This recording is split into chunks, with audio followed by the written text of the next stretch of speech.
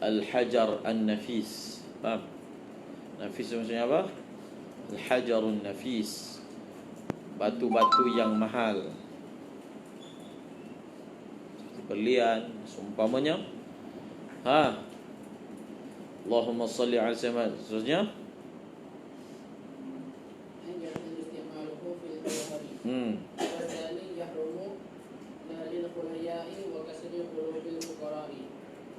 wathani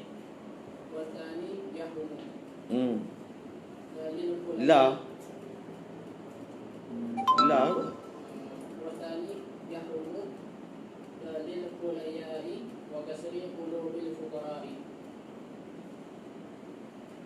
ada la ke?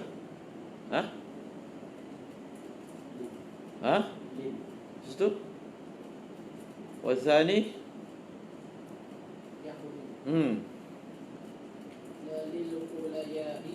ada la ke? Ada la lil ada? Ada?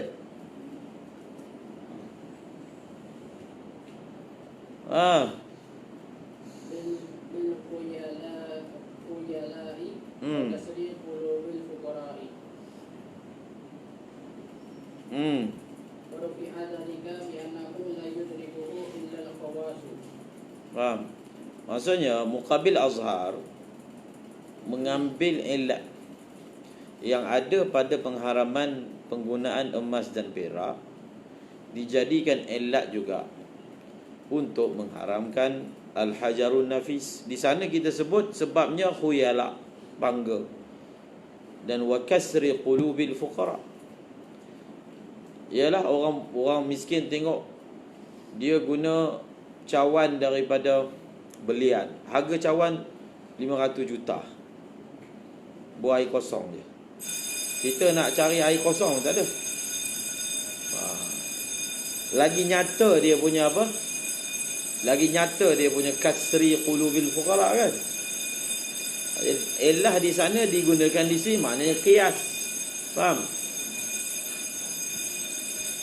Zikir.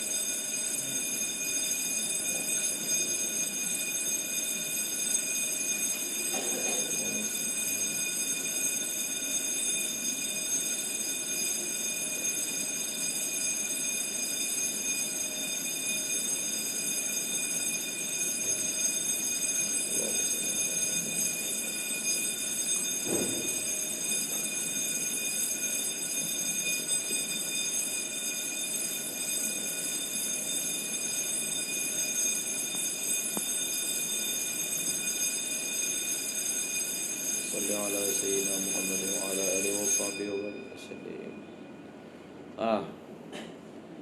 Jelas. Kalau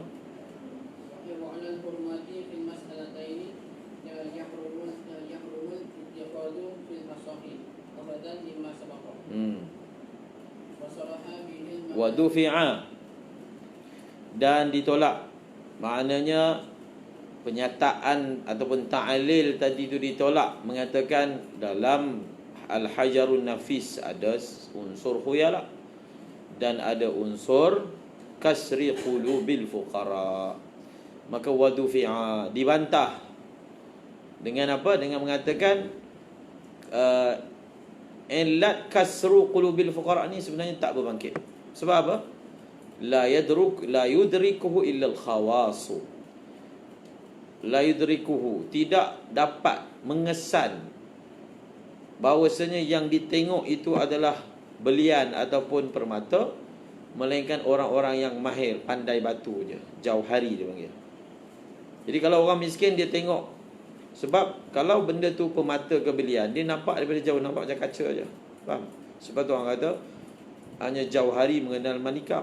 Faham? Beza intan dengan kaca.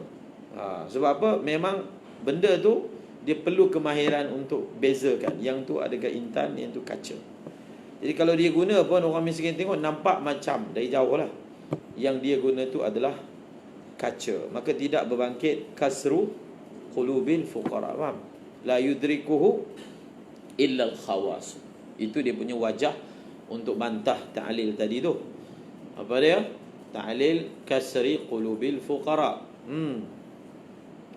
Wa 'alal hurmati, wa 'alal hurmati. Bila ada lafaz yang macam ni kita akan takdir wa in jaraina 'alal hurmati. Faham? Wa 'alal hurmah ay wa in jaraina 'alal hurmah. Kalau kita berjalan, kita berpandangan dengan pandangan yang mengatakan haramnya nafis, bekas daripada batu mahal. Faham? Jadi jauhari itu bahasa Arab, dah jadi bahasa Melayu. Jauhari itu maksudnya orang yang dinisbahkan kepada jauhar. Faham? Maksudnya pandai batu. Yang pandai bab-bab batu ni. Jadi benda tu dia perlukan kemahiran. Sebab itu disebut hanya jauhari. Hanya jauhari dah ada isyarat dah. Benda tu kalau orang bukan jauhari dia tak boleh kenal mana satu manikam, mana satu manikah. Faham? Baca. Wa 'alal hurmati, wa 'alal hurmati fil mas'alataini yahrumul iqtiqadu fil asahi. Yahrumul fil mas'alatain maksudnya mas'alatul mumawwah, mas'alatul nafis. Tulis. Mas'alatan ai mas'alatul mumawwah, masalah an-nafis. Lagi? Jadi kalau kita ambil pandangan muqabil asah yang mengatakan haram walaupun saduran walaupun sedikit tetap haram, maka menyimpannya pun haram. Berdasarkan kaedah yang standard, ma haruma isti'maluhu haruma ittikhadhu. Kalau kita jaraina ala hurmah, haramnya menggunakan pekakas daripada batu mahal ini, maka haramlah simpan. Lagi berdasarkan pendapat yang asah, sebab masalah haram simpan pun ada khilaf juga. Seterusnya wasaraha bihi al-mahamili. Wasaraha bihi al-mahamili. Fi thaniyati kama dzakarahu fi syarhil muhadzab. Wasarraha bihi, telah menyebut secara sarih dengannya. Dengan apa?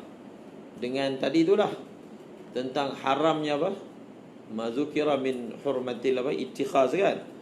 Pada masalah yang kedua, maksudnya mahamili. Pada masalah yang kedua tu dia telah sebut secara sarih. Begitulah keadaannya. Maksudnya kalaulah kita kata nafis itu haram digunakan, maka haram disimpan. Kemudian fil masalah sani, fil sana ay fil masalah as-saniyah. Kemudian Bismillahirrahmanirrahim. Wa ma tudiba bi dhahabin. habis. Fil azhari, lepas fil azhari itu tak ada dalil ke? Yaqutin fil azhari, lepas tu apa? Terus wasani. Tak bawa kan? Tak bawa. Ringkaslah di sini. Dalam kitab lain dia akan sebut. Mengapakah kita mengatakan nafis ini? Sebenarnya nafis ini, satu dia punya hujah dia adalah iktisaran ala mauridin nas. Iktisaran ala nas. Nas kan sebut emas, nas sebut perak. Faham? Nas sebut emas, nas sebut perak. Jadi tak sebut selain daripadanya. Jadi tak sebut pun tentang belian, tak sebut tentang permata. Maka oleh kerana itu kita iktifak, kita berpada dengan sekadar yang disebut oleh nas, iaitu apa? Iaitu material dia itu adalah emas dan perak.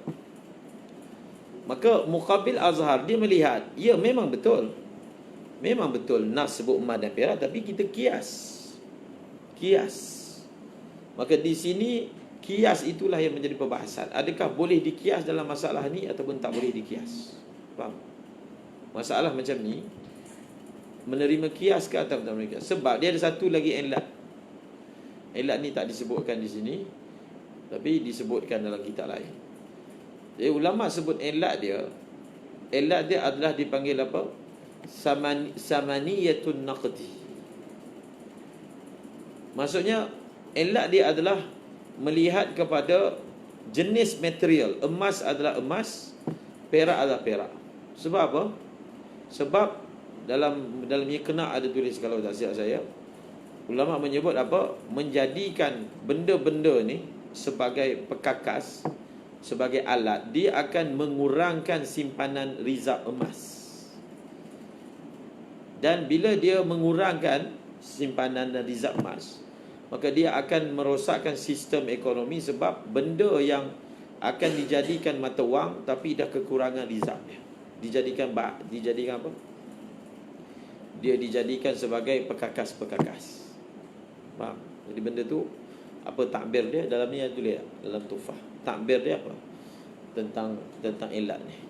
Jadi sifat itu tak ada pada permata, tak ada pada belian. Faham? Kalau kita hanya mentaklilkan masalah ni pada khuyala ke, jadi ada wajah lah untuk dikiaskan. Tapi sebenarnya dia ada satu lagi sifat khas yang mana Nabi larang itu ditaklilkan. Faham? Taklil yang keluar itu adalah ilat yang jenis yang mana tak boleh, ilat qasirah dia panggil.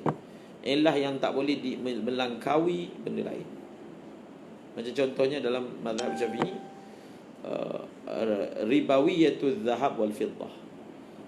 Zahab dan fiddah ni dia adalah apa? Dia adalah barang ataupun item ribawi. Mazhab Syafi'i telah menjadikan ilatnya adalah naqad. Emas kerana dia adalah emas.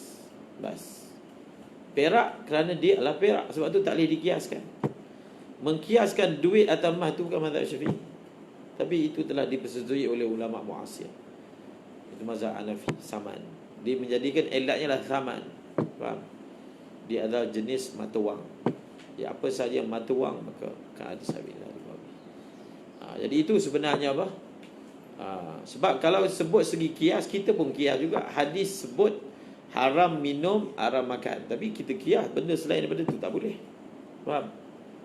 Dalam bab guna langkah, sehingga benda selain daripada guna dari sudut makan minum pun tak boleh. Tapi daripada segi benda itu tak dikiaskan. Benda tu kalau hadis tu sebut emas, emas sahaja yang haram. Hadis tu sebut perak, maka perak sahaja yang haram. Tapi nampak tak pendapat ini disebut sebagai azhar? Sebab muqabil azhar ada dia punya wajah dia. Nampak daripada segi apa? Dan apa? Nampak daripada segi kewajaran kias tu ada. Tapi ada ilat lain yang dinyatakan, yang mana ilat itu ilat dipanggil apa? Qasirah.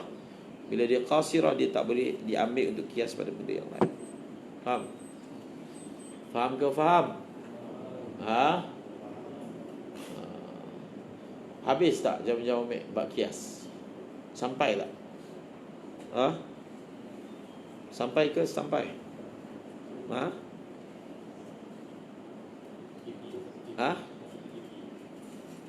Buat online. Siapa ngajar? Siapa Muaz?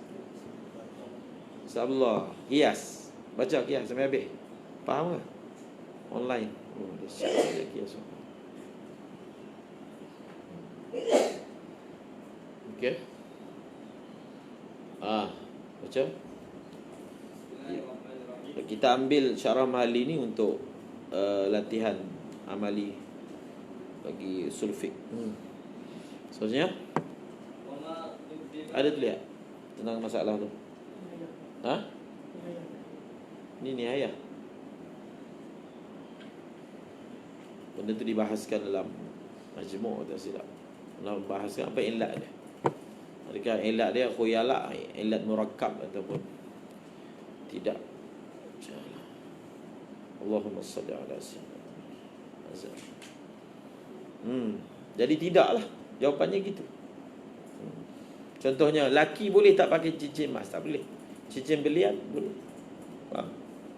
Selagi mana bentuk dia bukan perempuan punya. Belian lagi mahal daripada emas. Faham? Gitu. Allahu Akbar, Allahu Akbar.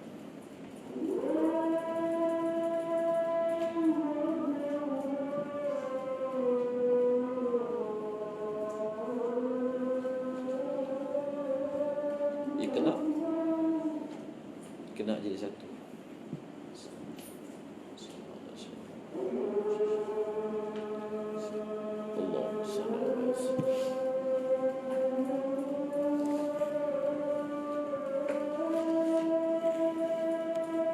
Allahumma salli ala sayyidina Muhammad.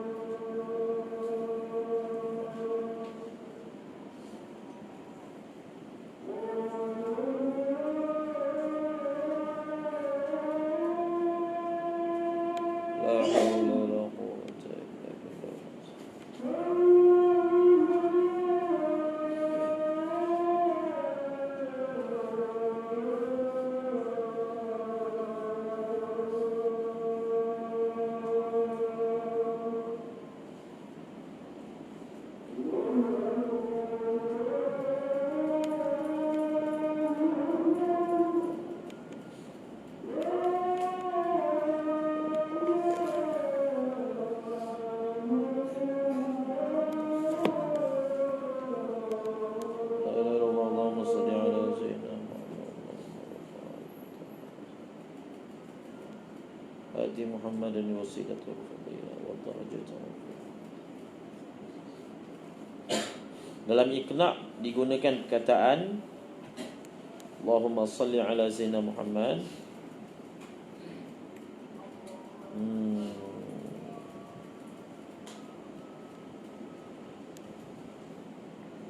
Wa kadza ittikhazuhu. Okey, di sini Imam Mughni kata fal illatu murakkabatun min tadyiqin naqdaini wal khuyala. Ya, yang di lafaz dia apa? Tadyiqun naqdain.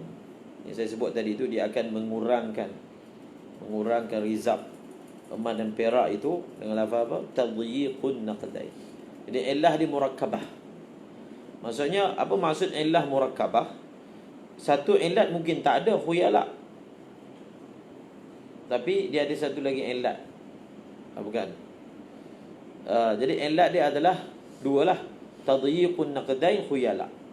Jadi mungkin pada saat nafis ni ada unsur khuyala, tapi dia tak ada unsur tadyiqun naqdain.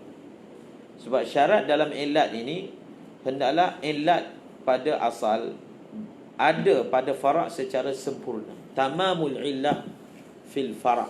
Faham? Jadi illah di murakkabah. Apakah illah pengharaman emas dan perak? Dua. Pertama, khuyala. Yang kedua apa? Tadyiqun naqdain. So, dalam masalah menggunakan material yang berlian dan seumpamanya, mungkinlah ada unsur khuyala. Ya, dia sendiri rasa khuyala. Faham? Tapi dia tak cukup satu lagi illat tadyiqun naqdain. Sebab apa? Belian ni dia tak ada masalah, dia punya rizat dia kurang sebab dia tidak digunakan oleh orang secara umum. Dia hanya orang kaya je pakai. Maka tak ada masalah kalau dia tak cukup dan seumpamanya. Faham tak? Itu dia punya usul fiqh dia. Okey, baca.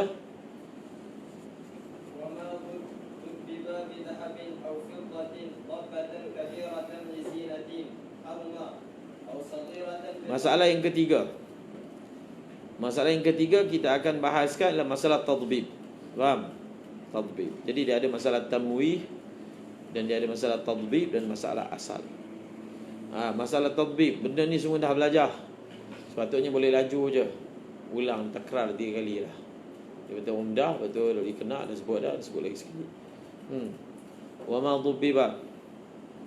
وما ذبب بذهب أو فضة ضبة كبيرة لزينة Jadi buat dia punya khulasah dia. Jadi khulasah dia kamu hafal. Bas. Jadi khulasah dia masalah dhabbah ataupun tadbib. Apa khulasah dia? Jadi dia ada hukumnya adalah haram. Hukumnya adalah makruh. Hukumnya adalah harus dan makruh. Harus bersama makruh. Nombor 3, harus tanpa makruh. Jadi dalam masalah tadbib ni dia ada masalah apa? Haram. Yang kedua apa? Harus ma'al karahah, jawaz ma'al karahah. Yang kedua jawaz bila karahah. Tiga hukum.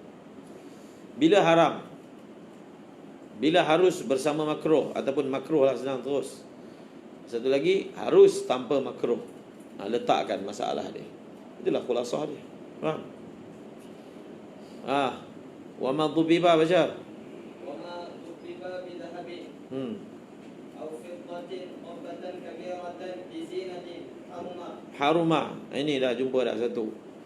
Bila dhabbah itu besar dan tujuannya untuk perhiasan. Besar campur perhiasan.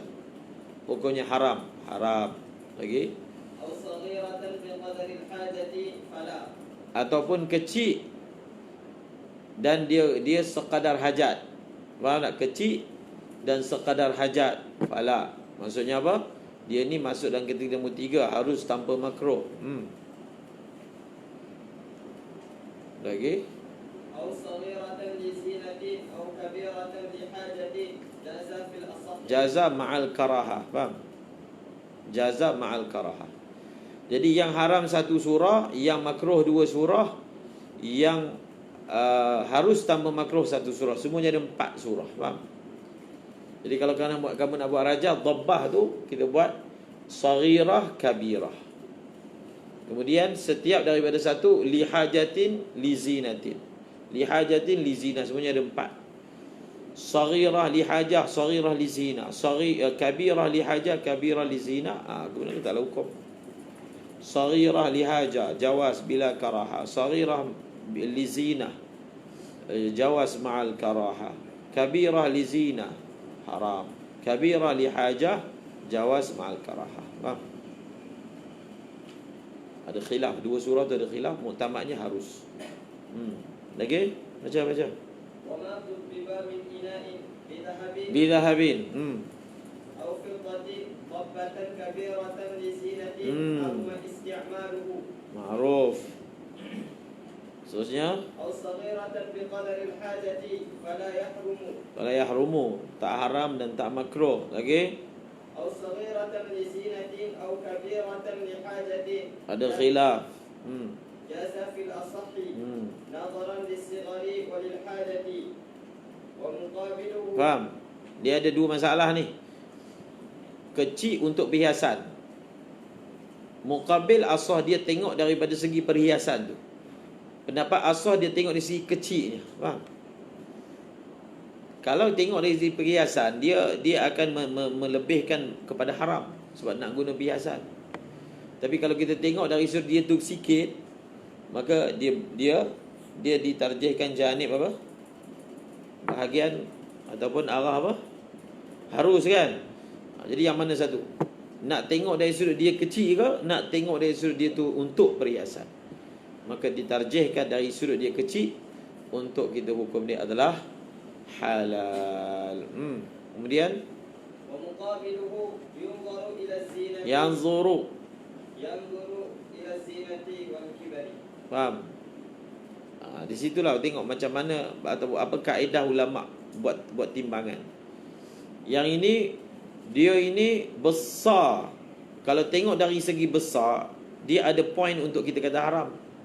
Tapi kalau kita tengok dari sudut dia adalah besar yang digunakan untuk hajat. Hajat, tengok yang belah hajat. Maka ada murajjah nak kata halal. Jadi bertembung. Faham? Jadi antara dua ni asah memilih yang murajjih belah halal. Tengok dari segi kecilnya, tengok dari segi hajatnya. Muqabil asah melihat daripada sudut yang memberatkan belah apa? timbangan haram. Itu tengok dari segi tujuan perhiasannya dan tengok daripada segi besarnya. Ya, apa kaedah yang dipraktikkan dalam isu ini? Seterusnya, وضبط موضع الاستعمال كغيره في الأصح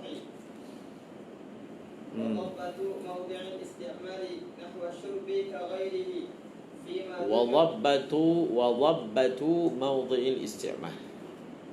Dia tak belum bawa lagi apakah dalil pengecualian ini. Sepatutnya dhabbah ni tak boleh. Faham tak? Dhabbah ni dia termasuk dalam bab guna. Faham dhabbah ni benda apa? Asal pendalilannya adalah Sayyidina Anas mengatakan Nabi SAW ada qadah bekas, yang mana bekas tu dia ada retak, lalu bekas itu diikat dengan silsilah min fiddah, faham? Dengan rantai daripada fiddah. Jadi bila dia macam terbuka sikit, jadi kita nak kejapkan, kita grip, faham? Jadi benda yang grip tu dia dibuat daripada perak yang bekas Nabi. Jadi dan dia punya wajah istidlal senang. Bekas tu Nabi guna dan Nabi nampak bekas tu ada perak tapi Nabi masih guna, maksudnya benda tu boleh. Faham? Jadi hadis ini menjadi taksis kepada larangan yang kita kias tadi tu umum, asalkan guna semua tak boleh kan? Dia jadi taksis. Faham? Sama juga Nabi membenarkan sahabatnya yang hidungnya telah rosak, ditukar dia punya batang dia tu dengan perak, faham? Maka hadis tu jadi mukhassis. Dia mentaksiskan umumnya larangan yang kita ambil melalui kias. Asalnya umum, apa juga bentuk penggunaan hukumnya adalah haram. Tapi ada surah-surah tertentu yang mana dikecualikan. Sebab ada hadis yang khas. Contohnya dalam bab dhabbah, dalam bab gigi mas, dalam bab hidung mas, jari mas, ruas mas misalnya, faham tak? Ataupun dengan tujuan perubatan, apa tak lagi. Kalau darurat tu dia umum lah. Ad-daruratu tubihul mahsur. Bila sampai darurat, contohnya dia dipanggil oleh pemerintah yang zalim, dijamu makan pakai mas, contohnya lah. Kalau dia tak buat, dia tak minum, dia akan dia tahulah orang yang pezalim ni memang akan mendatangkan mudarat pada dia. Jadi adakah dia berkeras? Kalau dia berkeras, maknanya nyawanya terancam. Kalau dia minum bekas mas. Maka dalam keadaan ni kaedahnya faman ittara ghaira baghin wala 'adin fala itsma alaih. Faham? Dalam salah bangkai, siapa yang terpaksa dalam keadaan dia tak melampaui batas, maka dia tak berdosa. Maka daripada ayat ni dikeluarkan kaedah ad-daruratu tubihul mahdhurah. Darurat itu menghalalkan benda yang zur, benda yang haram. Okey. Jadi dan dia ada kaedah lagi, ad-daruratu tuqaddaru biqadriha. Dia guna tu sekadar yang cukup. Kalau dia guna sekadar tu, kira dia tak akan didatangkan mudarat. Jangan pergi dah minum cawan, minum lagi cawan. Oh, boleh ni, harus. Itu maksudnya kalau dia minum sekali je sudah cukup untuk orang tu tak datangkan mudarat, dia tak boleh minum kali kedua pakai cawan. Faham? Sebab kaedah dia memang ad-daruratu tubihul mahzurat. Tapi dari satu lagi kaedah, ad-daruratu tuqaddaru biqadriha. Darurat ni diguna seada-adanya, sekadar perlu saja. Sebab tu makan sekadar dia boleh dapat tenaga, dia boleh pergi kepada makanan yang halal. Faham? Kalau dia makan sekadar hidup tapi tak boleh berjalan, dia tambah lagi makan sampai dia boleh berjalan, bergerak sehingga dia boleh jumpa makanan yang halal. Boleh. Lebih daripada tu sampai kenyang, tak boleh. Sebab ayat Quran sebut ghaira baghin. Faham? Wa turra ghaira baghin, jangan melampau, sekadar-kadarnya saja. Khususnya jadi dhabbah ni asal perkataan dhabbah ni maksud dia begitu. Faham? Kita biasa tengok kan benda yang macam rantai tu, orang buat daripada aluminium. Dia untuk kadang nak ikat benda-benda besi tu, dia rantai macam ni, lubang tu kan, buat daripada apa biasa? Aluminium ke apa, besi kan. Tengok tak? Dia lepeh, rantai lepeh. Tahu kan? Benda apa tu? Sebenarnya panggil apa? Itulah orang bengkel tak tahu nama apa. Jadi benda tu itulah yang maksud dhabbah. Tapi dhabbah dalam kitab fiqh ni dia punya maknanya lebih luas daripada segi lughah. Faham? Benda ni kamu dah belajar ni kena. Dhabbah ni hatta kalau dia tampal. Contohnya cawan, kita ada cawan aluminium kan. Kita nak bagi cantik sikit, kita tampal lilit dia dengan perak. Faham? Dia punya lilitan tu perak. Jadi tampal lah perak ataupun logo. Logo tu buat daripada perak, ditampal pada cawan. Itu dia panggil dhabbah juga. Faham? Tampal. Dia panggil dhabbah. Jadi kalau logo maknanya perhiasan, bukan hajat. Kalau lilit itu pun perhiasan, bukan hajat. Jadi dia akan kembali hukum dia kepada sedikit ataupun banyak. Dan dalam Iqna' ada sebut madar ataupun marji' al-qillah wal kathra al-urf. Marji' tempat rujukan. Nak kata benda ni banyak ke benda ni sikit, muktamadnya adalah uruf. Marji'ul kathrati wal qillatil urfu. Faham? Bermula tempat rujuk. Nak mengatakan benda ni sikit ataupun banyak adalah uruf. Uruf. Sebab itu dia ada syarikat yang memang produk dia adalah perak.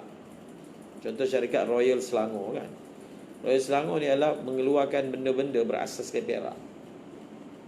Macam-macam lah. Berasaskan perak. Cawan perak lah, pen perak lah, perhiasan benda-benda perak kan. Jadi tak boleh lah. Mazhab Syafi'i tak boleh. Lagi. Kemudian ada perbahasan tentang masalah dhabbatu mawdi' istimal. Jadi ini dia punya tajuk masalah ni yang khilaf ni, dhabbatu mawdi'il istimal. Maksudnya setelah kita bersetuju dengan tafsil yang disebutkan tadi, ada satu khilaf berlaku. Maknanya muqabil as-sah bagi masalah ni, dia kata betul, boleh menggunakan dhabbah daripada perak ataupun emas. Akan disebutkan nanti. Adakah emas sahaja, perak sahaja boleh ataupun emas dan perak? Khilaf Rafi'i dengan Nawawi. Wa dhabbatu mawdi'il isti'mal. Tapi muqabil asal kata dhabbah boleh dalam semua bahagian benda tu, tapi tak boleh tempat guna. Baca dulu. Wa dhabbatu mawdi'il isti'mal.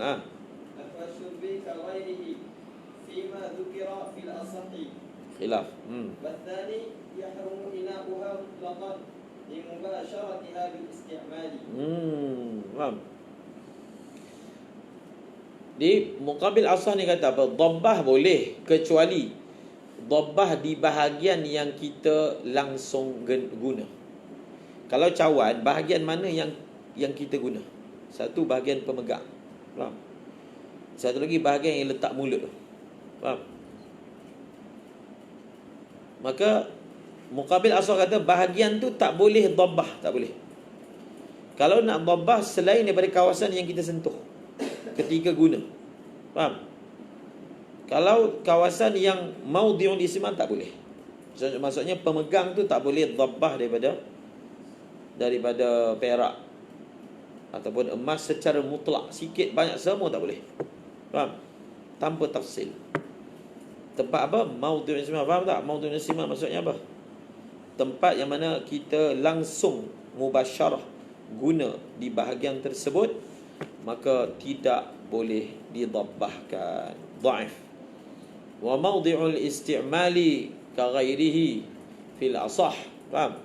Bermula tempat guna, hukum dia sama seperti tempat yang tak diguna. Seperti mana tempat yang tak diguna boleh dhabbah, tempat yang digunakan boleh dhabbah. Lagi? Jadi mazhab ni pertama Qultu ni ke berapa? Qultu kedua. Mazhab pertama. Qultu المذهب تحريم ضبة الذهب مطلقا والله Faham? أعلم. Ha. Nah.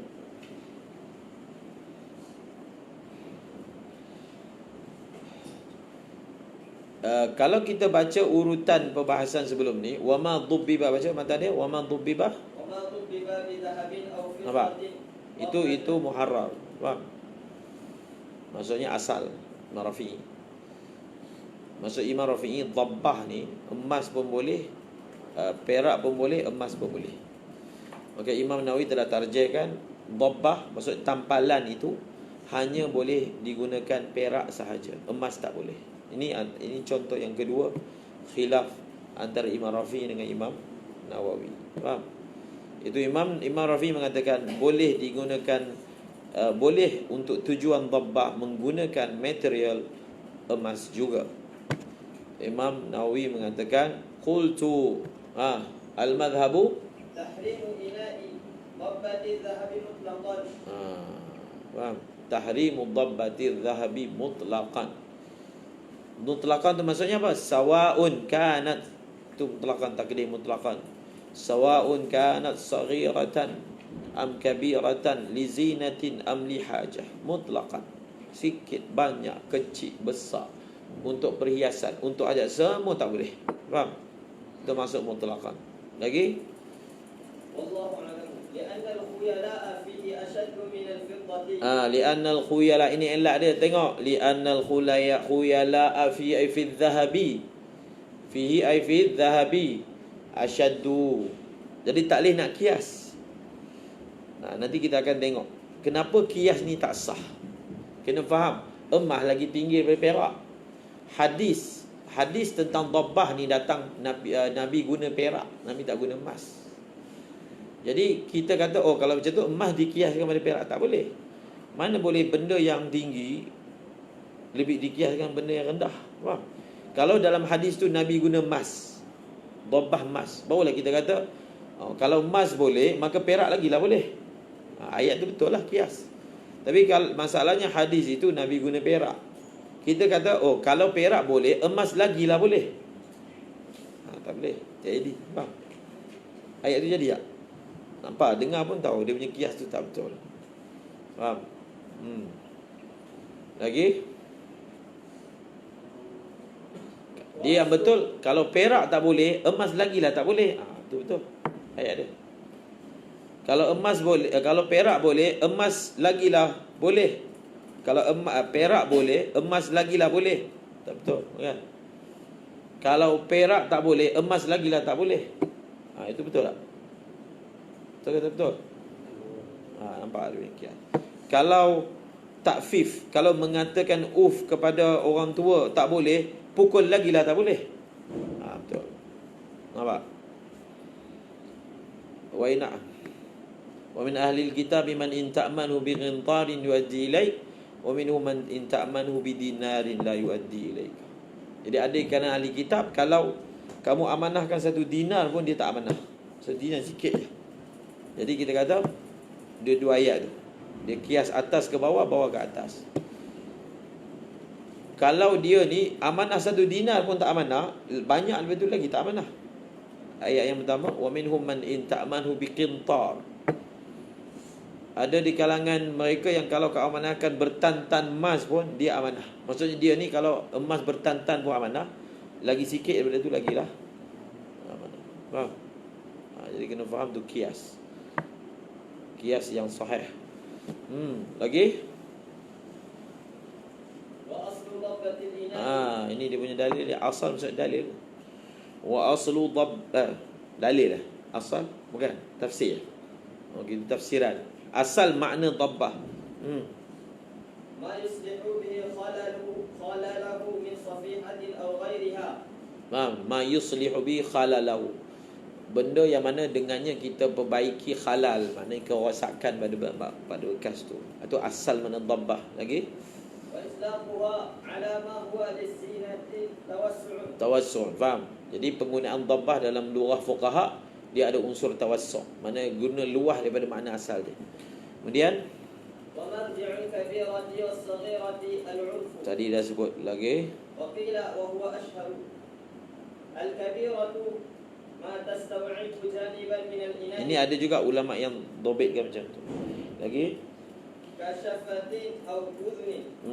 Dia kata yang besar ni kalau dia meliputi satu sudut daripada bekas. Contohnya dia punya tangan dia semua dhabbah. Itu banyak. Dia punya mulut cerek tu mulut dia. Semua tu kita dhabbah. Itu kira banyak. Tapi kalau dia tak ambil semua daripada satu bahagian, dia kira sikit. Ada yang dobitkan begitu. Lagi? والصغيرة دون ذلك. والأصل فيها. Ni dalil. Wal aslu fiha fi dhabbah. ما روى البخاري. Bukhari. أن قدحه صلى الله عليه وسلم الذي كان يشرب فيه كان مسلسلا بفضة من Sidak pecah. Retak. Sidak retak. Lagi? أي مشعبا بخيط فضة لانشقاقه. Lagi.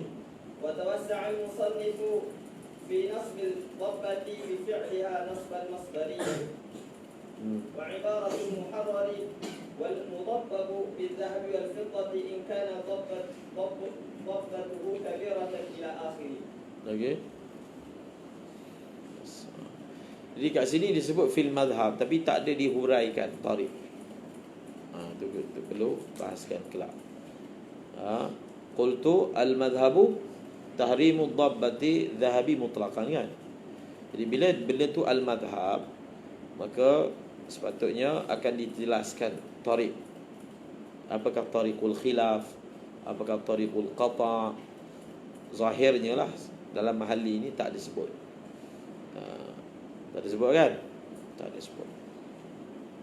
Kita kena tengok kitab lain. Wallahu a'lam bishawab. Sepatutnya biasa tempat lain sebut tapi di sini